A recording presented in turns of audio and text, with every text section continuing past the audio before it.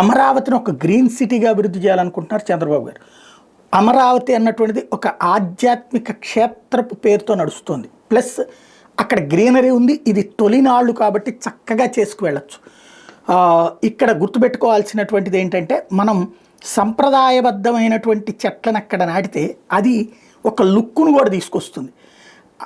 స్కంద పురాణంలో ఒక చక్కని శ్లోకం ఉంది. అశ్వత్థమేకం పిచుమందమేకం న్యగ్రోధమేకం దశతింత్రినీకం కపిద్ద బిల్వ మలకత్రయాంచ పంచామ్రవాసి నరకన్ నపస్యేత్. అశ్వత్థ అంటే రావి, ఇందులో 100% కార్బన్ డైఆక్సైడ్ని గ్రహిస్తుంది. పిచుమంద అంటే వేప 80% కార్బన్ డైఆక్సైడ్ గ్రహిస్తుంది. న్యగ్రోధ అంటే మర్రి చెట్టు 80% కార్బన్ డైఆక్సైడ్ని గ్రహిస్తుంది. తింత్రిని అంటే చింత 80% కార్బన్ డైఆక్సైడ్ గ్రహిస్తుంది. కపిద్ద అంటే వెలగ 80% కార్బన్ డైఆక్సైడ్ గ్రహిస్తుంది.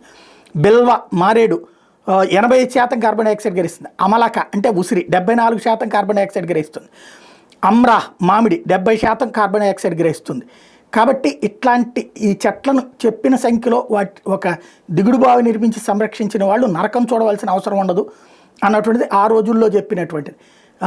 ఇది పక్కన పెడితే మనకి ఎస్పెషల్లీ ఈ చుట్టుపక్కల ఉన్నటువంటి ప్రాంతాలు, కృష్ణా గుంటూరు జిల్లాలు, ఈ ప్రాంతాల్లో ఉన్నటువంటి హైవేస్ పక్కన కూడా ఇవి వేయచ్చు. అట్లాగే పల్లెటూళ్ళల్లో ఉన్నటువంటి రోడ్ల పక్కన కూడా వేస్తే ఓ పక్కన ప్రశాంతత, ఆక్సిజన్ను మనకి పర్యావరణపరమైనటువంటి ఈవెన్ వైజాగ్, గుంటూరు, విజయవాడ ఇట్లాంటివన్నీ ఇప్పుడు పొల్యూషన్ పెరుగుతున్న ప్రాంతాల కింద ఉన్నాయి కదా, ఈ చెట్లను పెంచే దిశగా అడుగులు వేస్తే బాగుంటుంది.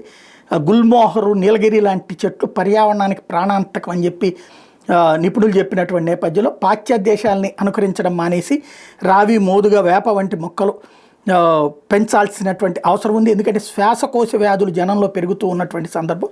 ఇది నిపుణులు చెప్తున్నటువంటి మాట.